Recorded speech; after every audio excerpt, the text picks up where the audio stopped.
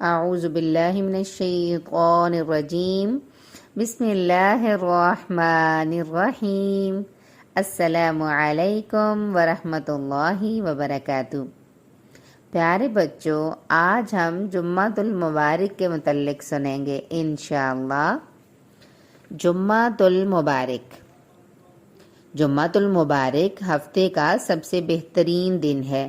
نبی کریم صلی اللہ علیہ وسلم کا ارشاد ہے، بہترین دن جس میں سورج طلوع ہوتا ہے جمعے کا دن ہے۔ اس دن آدم علیہ السلام کو پیدا کیا گیا، اسی دن وہ جنت میں داخل کیے گئے اور اسی دن جنت سے زمین کی طرف نکالے گئے، اور قیامت بھی جمعے ہی کے دن قائم ہوگی۔ چونکہ یہ سب سے اہم دن ہے، اسی لیے اللہ تعالیٰ نے اہل ایمان کو اہتمام کے ساتھ جمعے کی نماز ادا کرنے کا حکم دیا ہے۔ ارشاد باری تعالیٰ ہے، اے ایمان والو، جب جمعے کے دن نماز کے لیے اذان دی جائے تو تم اللہ کے ذکر کی طرف دوڑو اور خرید و فروخت کرنا چھوڑ دو، یہ تمہارے لیے تجارت وغیرہ سے بہتر ہے اگر تم جانتے ہو۔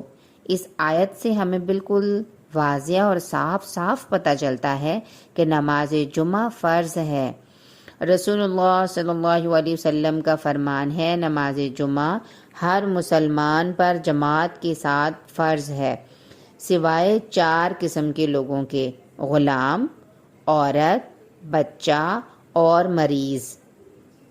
نماز جمعہ پڑھنے کے بے شمار فائدے ہیں۔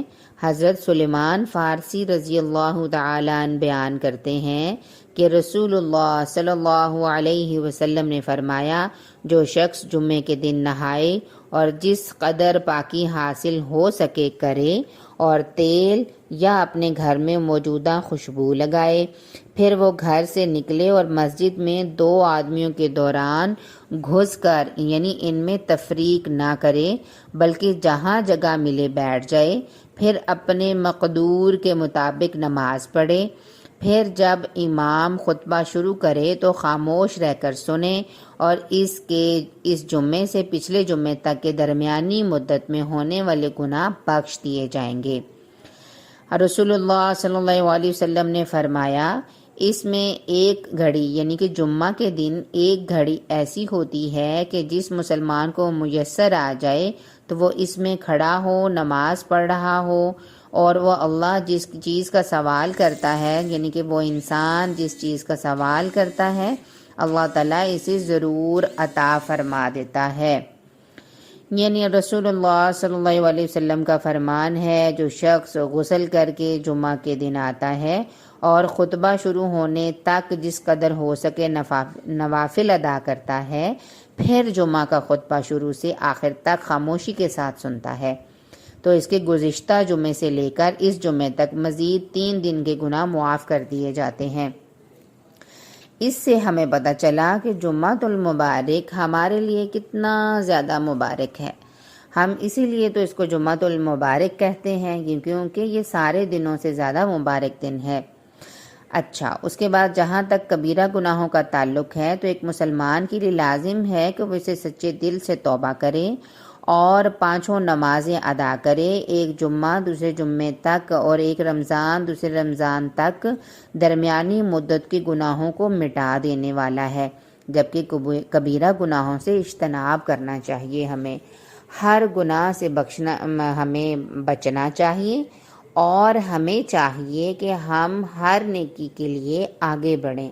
ہمیں ہر چھوٹی بڑی نیکی کی طرف نہیں دیکھنا، یہ نیکی چھوٹی ہے اور یہ بڑی ہے۔ پیارے بچوں، ہمیں یہ جاننا ہے کہ نیکی ایک نیکی ہے وہ جو کہ قیامت کے دن بہت بڑی ثابت ہونے والی ہے۔ ایک انسان اس دنیا اور کی تمام دولت کو دے کر بھی اگر دوسروں سے ایک نیکی مانگے گا تو وہ اس کو کبھی بھی نہیں دے گا۔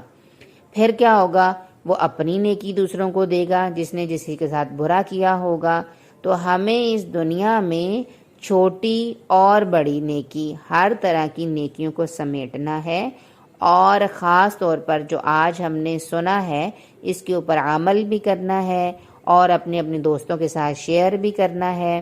آپ اس سے متعلق بہت ساری ویڈیوز کو دیکھ بھی رہے ہیں، سن بھی رہے ہیں، اپنے دوستوں میں شیئر کریں، آپ سبسکرائب کریں اس چینل کو اور شیئر کر کے دوسروں کے لیے بھی اور اپنے لیے صدقہ جاریہ بنائیں۔